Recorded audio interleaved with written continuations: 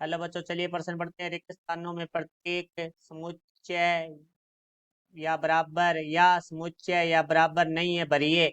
समुच्चय दिया हुआ है एक्स। एक्स एक समप्राकृत संख्या है। रिक्त स्थान समुच्चय एक्स। एक्स एक पूर्णांक है। मुख्य अवधारणा, तो हमारा जो प्रश्न है वो समुच्चय से संबंधित है। तो देखो, सबसे पहले हम समुच्चय के बारे में बात करते हैं। तो यदि एक समुच्चय ए और एक समुच्चय हमारे पास बी है, यदि समुच्चय ए के सभी अवयव समुच्चय बी में विद्यमान है तो समुच्चय ए समुच्चय बी का हमारा उप समुच्चय कहलाता है। और यदि हमारे पास समुच्चय ए के सभी अवयव समुच्चय बी में विद्यमान है और अवयवों की संख्या हमारे पास समान है, तो ये हमारा समुच्चय ए है वो समुच्चय बी के बराबर हो जाता है।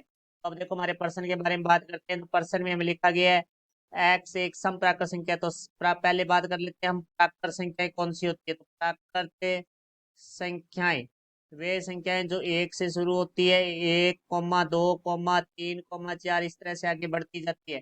उसके बाद हम बात करते हैं पूर्णांक संख्याएं। देखो, पूर्णांक संख्या ऋणात्मक और धनात्मक दोनों होती है। जैसे शून्य, इसी तरह धनात्मक में 1, 2, 3 इस तरह से आगे बढ़ती जाती है। इसी तरह ऋणात्मक में -1, -2 इस तरह से आगे बढ़ती हुई जाती है। तो देखो, अब हमारे प्रश्न में कहा गया है एक्स एक सम प्राकृत संख्या है।